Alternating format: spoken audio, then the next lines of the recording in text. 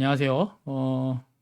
하나님 나라 단톡방 하나님 앞에 예배드리며 설교하는 이면태 목사입니다. 특별히 제가 우리 오명원 목사님을 통해서 절기 설교를 부탁을 받아 종려주일 설교를 하게 됐는데요.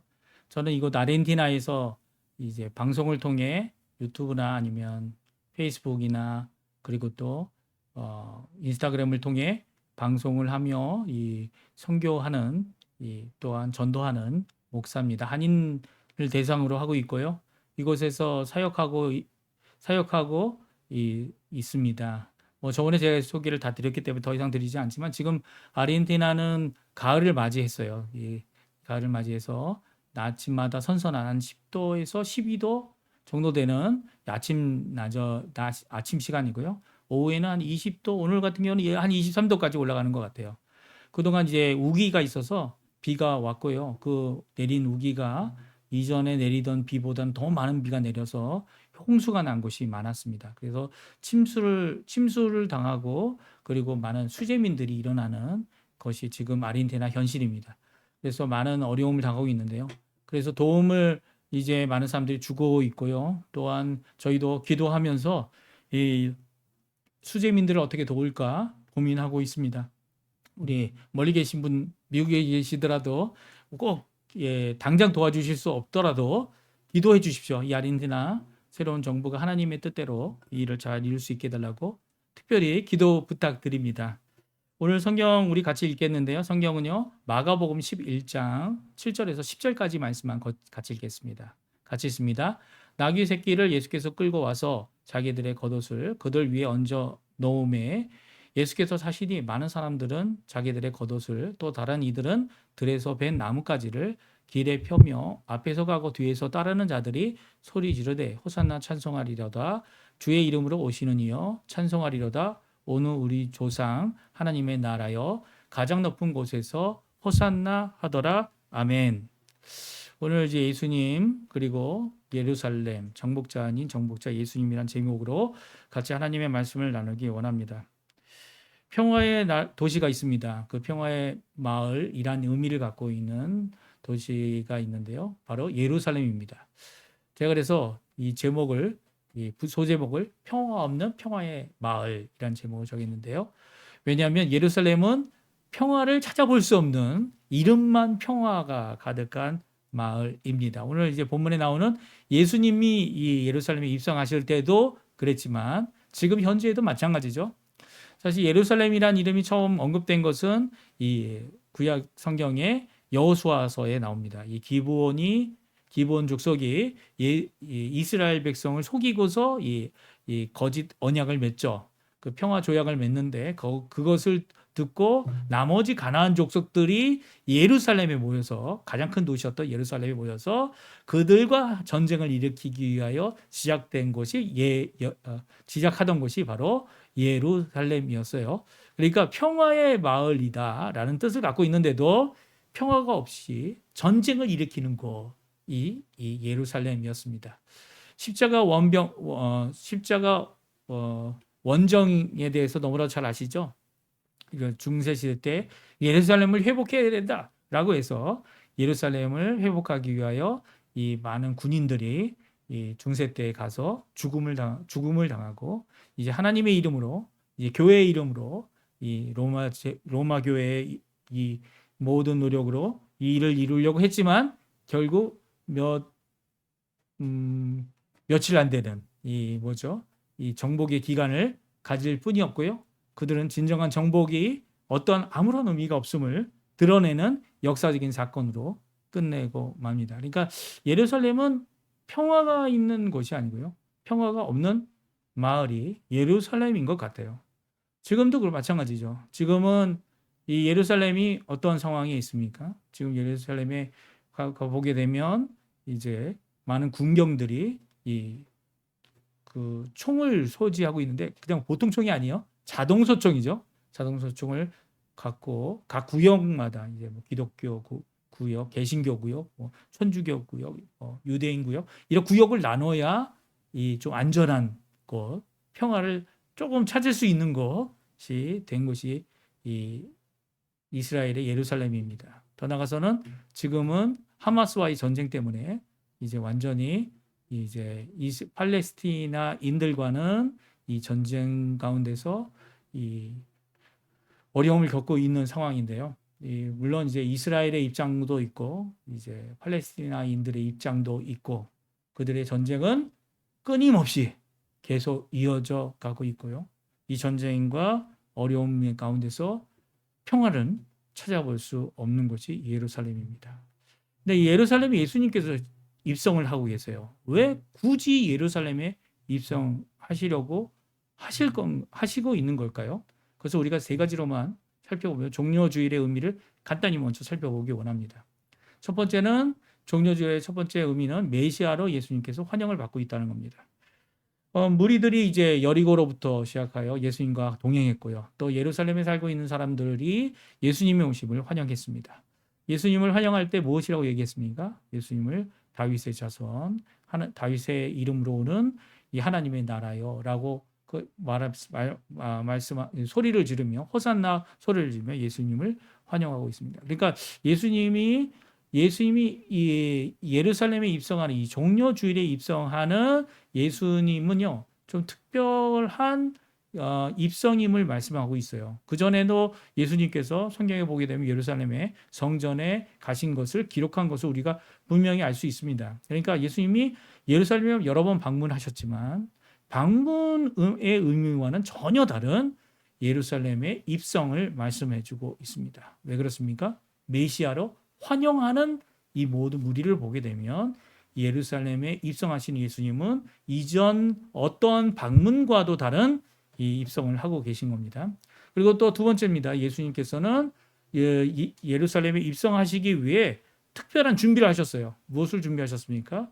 이 나귀 새끼 한 번도 이 짐을 싣거나 아니면 이 사람이 타지 않은 나귀 새끼를 준비해 두셨습니다. 그리고 제자들을 보내셔서 그 준비된 나귀를 끌고 오게 하고 그리고 또 예수님이 타실 수 있도록 그 겉옷을 준비하고 겉옷을 위에 놓고 예수님이 타시고 많은 사람들은 예수님이 나귀를 타신 채 입성할 수 있도록 이 모든 길을 만들고 있는 것을 오늘 성경을 통해 볼 수 있어요. 그러니까 예수님이 준비하셨다는 거예요.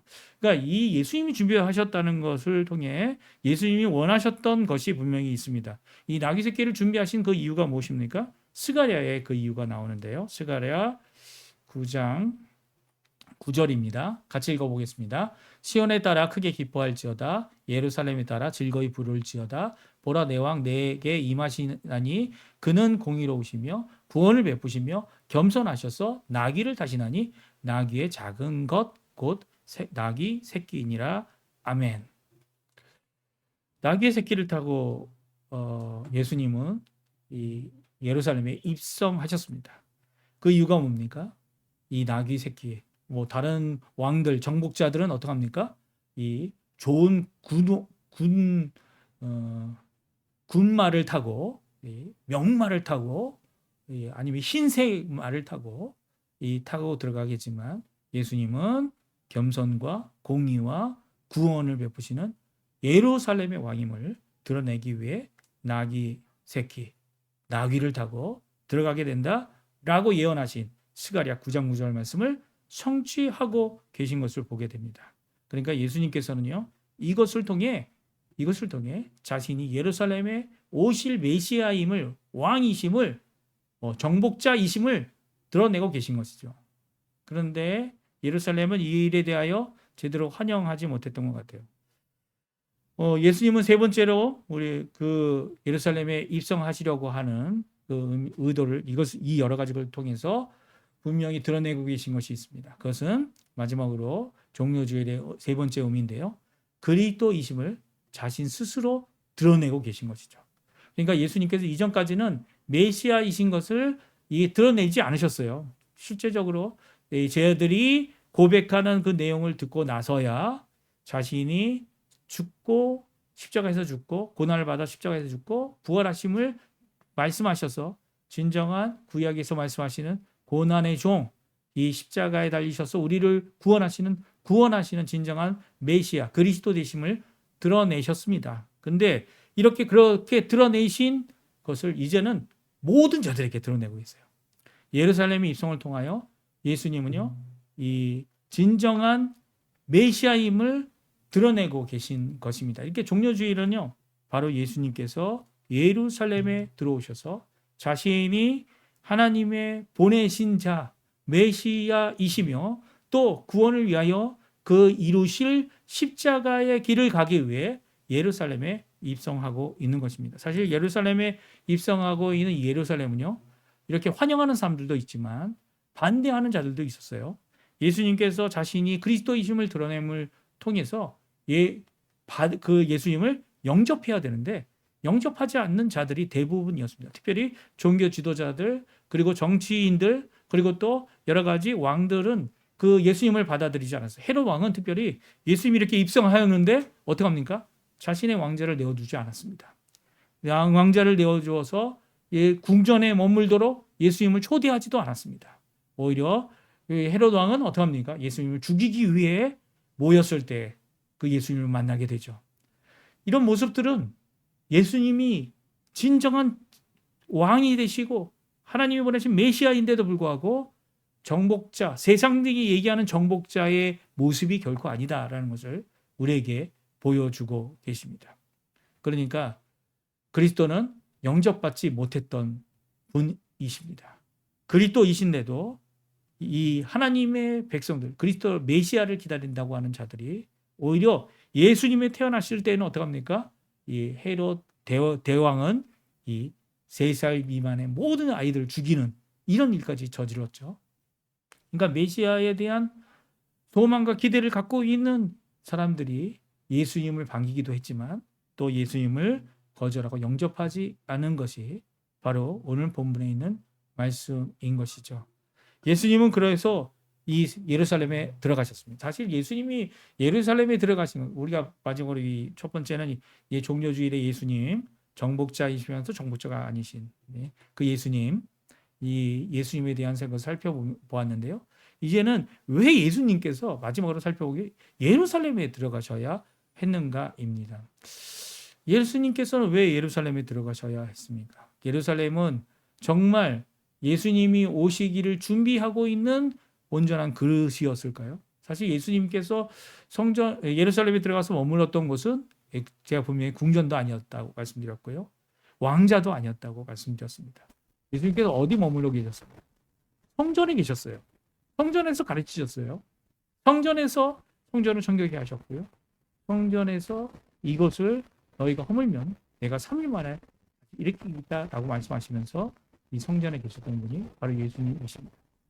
그리고 또 예수님이 계셨던 곳이 있습니다. 예수님이 또 준비하셨죠. 그곳은 바로 마가 다락방입니다. 마가의 다락방에서 마지막 만찬을 저희들과 함께 하기 원하셨어요.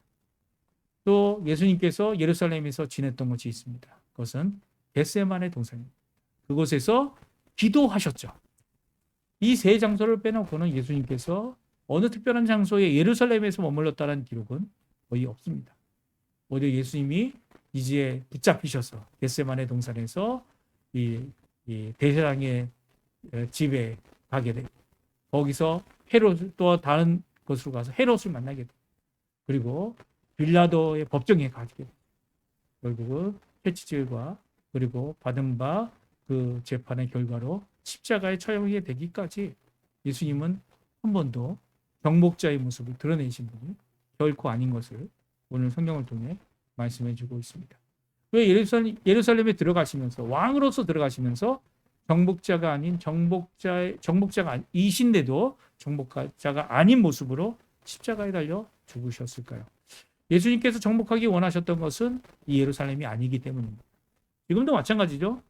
지금도 예수님께서 예루살렘의 이 멸망을 예고하셨고 정말 예수님이 돌아가신 지 40년 만에 주 70년에 티투스 장군이 예루살렘을 파괴하고 그리고 성전에 돌 위에 돌이 남지 않도록 다 파괴해버렸습니다. 파괴되게 되죠. 그렇게 되는 역사 가운데 다시 성전이 재건되지 않았어요. 그리고 또 앞으로도 성전이 재건될 것이다. 이 재건되기를 원하는 사람들은 성전이 재건되어야 될 이유 여러 가지를 이야기합니다. 그러나 예수님은 이 성전이 재건된 것을 생각하기보다 예루살렘이 다시 재건되기를 생각하기보다 새 예루살렘을 기다리고 계신 예수님의 모습을 보게 됩니다. 예수님께서는 요한계시록을 통해 4번의 새 예루살렘에 대한 언급을 하고 계세요. 계시록 3장과 계시록 21장에 새 예루살렘이란 단어가 나옵니다. 특별히 계시록 21장 1절과 2절은 다음과 같이 말씀하십니다. 우리 같이 한번 읽어보겠습니다. 또 내가 새 하늘과 새 땅을 보니 처음 하늘과 처음 땅이 없어졌고 바다도 다시 있지 않더라. 또 내가 봄에 거룩한 성 새 예루살렘이 하나님께로부터 하늘에서 내려오니 그 준비한 것이 신부가 남편을 위하여 단장한 것 같더라. 아멘. 그렇습니다. 예수님께서 바라보고 그리고 준비하시고 그리고 이루시기 원하는 것은 하늘에서 내려오는 거룩한 성 새 예루살렘입니다. 이것이 바로 신부가 남편을 위하여 단정하고 있는 우리 성도들이다 이렇게 말하기도 하고요. 그리고 또 그것은 하늘로부터 내려오고 있다. 새 하늘과 새 땅이 새 세상이 하나님의 세상이 완전한 하나님의 나라가 이루어질 때 하늘로부터 임하고 있는 새 예루살렘을 말씀해주고 있습니다. 그러니까 이 땅의 예루살렘은 더 이상 그 메시아의 오심을 기다리는 장소가 되어지지 않죠. 초림을 위한 예수님이 십자가에 달려 돌아가시기 위하여 오시는 장소 맞습니다. 하지만 예수님의 재림은 예루살렘에 임하는 게 아니죠. 어디에 임하십니까? 온 땅에, 온 세상에 하늘에서 구름을 타고 오셔서 온 땅을 향하여 임하시고요.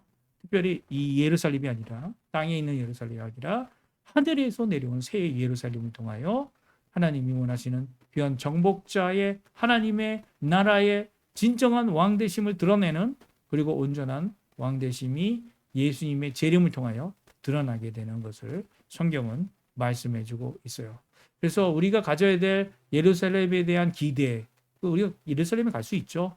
가서 그곳에서 가질 수 있는 기대는 이전에 예수님께서 오시기 위하여 그곳에서 당하였던 평화 없는 평화의 마을에서 당했던 그 고난, 그 어려움 그런 것들을 되새길 수 있을 겁니다. 하지만 우리가 앞으로 봐야 될 새 예루살렘은 거기가 아니라는 거예요. 새 예루살렘은 바로 예수님께서 다시 오셔서 우리를 구원하시고 완성하시는 그런 역사를 이루실 하늘에서 내려올 새 예루살렘인 것입니다. 오늘 이 말씀 기억하시면서 우리 마지막으로 한번 찬양 같이 하였으면 좋겠어요. 우리가 잘 아는 거룩한 성이라는 찬양인데요. 이 찬양 드리고요. 우리가 가져야 될 정복에 대한 생각, 그 모든 것들을 마지막으로 정리하고 기도하고 설교 마치겠습니다. 우리 같이 한번 이 거룩한 성 예루살렘에 대한 예루살렘을 통하여 예수님께서 하신 사역을 찬양하는 찬양인데요. 같이 찬양 드리겠습니다.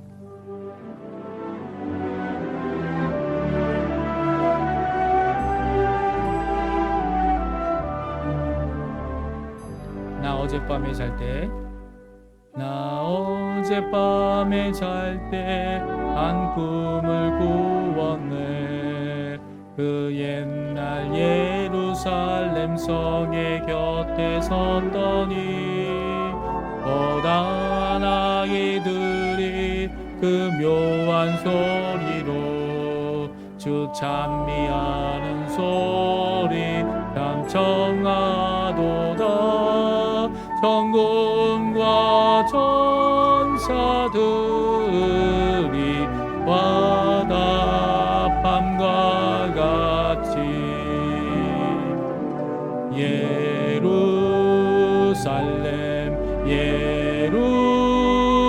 예루살렘 그 거룩한 성아 호산나 노래하자 호산나 부르자.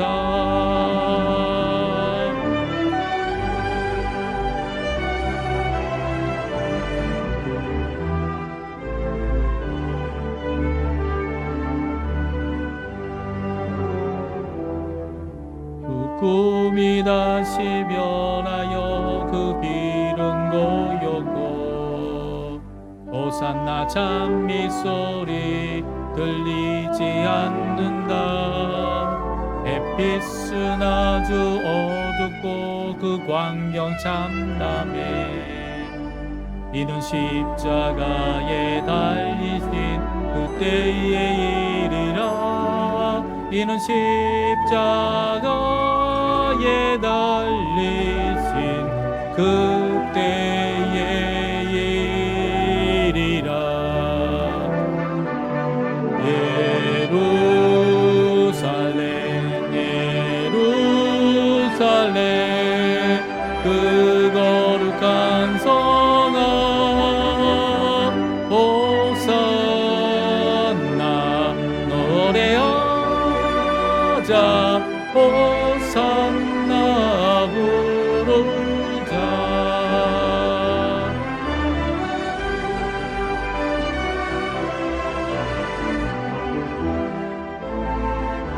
3절입니다. 그 꿈이 다시 변하여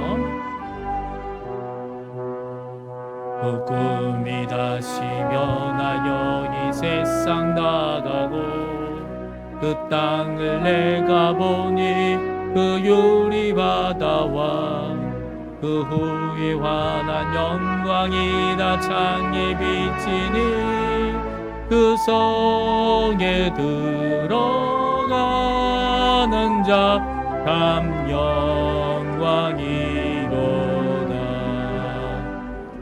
밤이 다 낮이 없으니 그 영광 뿐이라.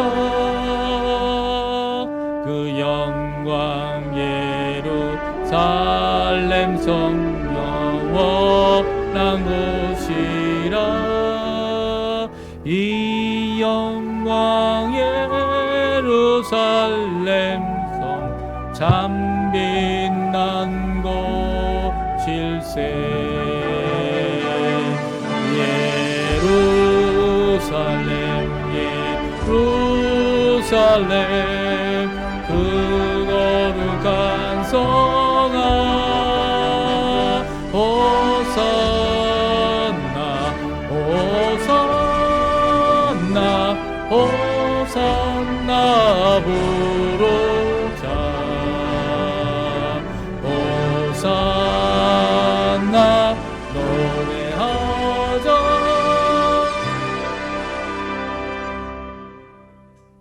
호산나 호산나.